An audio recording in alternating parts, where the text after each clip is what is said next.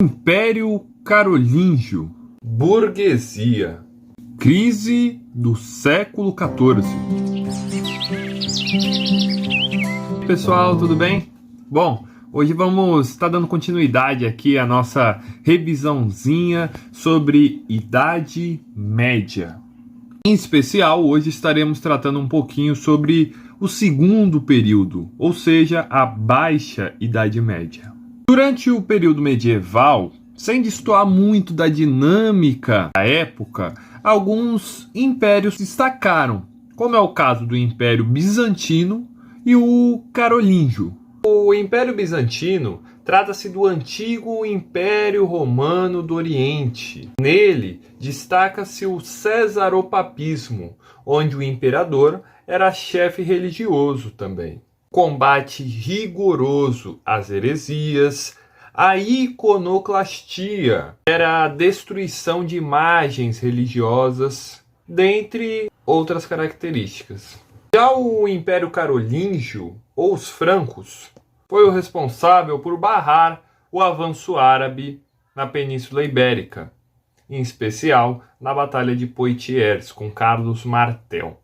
Destaca-se o Renascimento Carolíngio, onde houve uma série de investimentos nas artes, construção de escolas, a fim de garantir uma retomada, uma recuperação da chamada cultura latina, uma vez que tentavam reestabelecer o Império Romano do Ocidente. Posteriormente, o império foi dividido entre os netos de Carlos Magno, contribuindo significativamente com sua dissolução. Destaca-se também o Império Islâmico, já discutido num outro vídeo, cujo título é O Mundo Islâmico. A decadência do feudalismo, ou também início da Baixa Idade Média, se inicia no século XI d.C. e dialoga diretamente, dentre outros fatores, com um dilema muito claro. Trata-se do crescimento populacional versus a estagnação da produção. Nesse contexto, começa a ser empreendidas as cruzadas. Uma série de expedições militares com um caráter cristão que tinham por intenção o combate aos infiéis, tentando retomar alguns territórios considerados sagrados que estavam, em geral, nas mãos dos muçulmanos. Alguns dos efeitos dessas expedições militares foram a chamada reabertura do mar Mediterrâneo e, posteriormente, o renascimento comercial e urbano. Ou seja, a retomada em alto nível do comércio e das cidades. E se pode perceber no surgimento de rotas comerciais, feiras, dentre outros exemplos.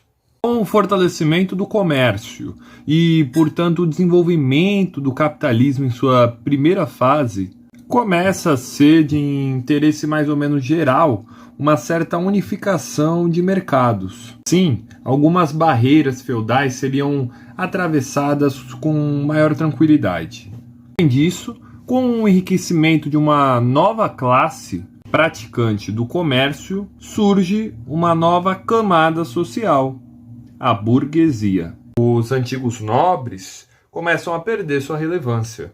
Buscando se superar esses impasses, começou-se a articular a formação das monarquias nacionais, o que representou, em princípio, uma grande centralização política dos feudos já existentes, inclusive havendo, em alguns casos, alianças entre nobres e burgueses, dentre outros meios para essa unificação. Crise do século XIV.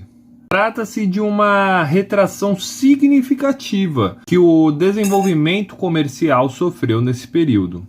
Tal situação ocorreu fundamentalmente por alguns fatores, como a Guerra dos 100 Anos, conflito militar que durou mais de um século, a Peste Negra, uma pandemia que dizimou cerca de 1/3 da Europa, o agravamento da fome. É isso. E aí, gostaram? Se tiverem, peço que deem um gostei, compartilhem, enfim, apoiem esse nosso projeto. No mais, valeu!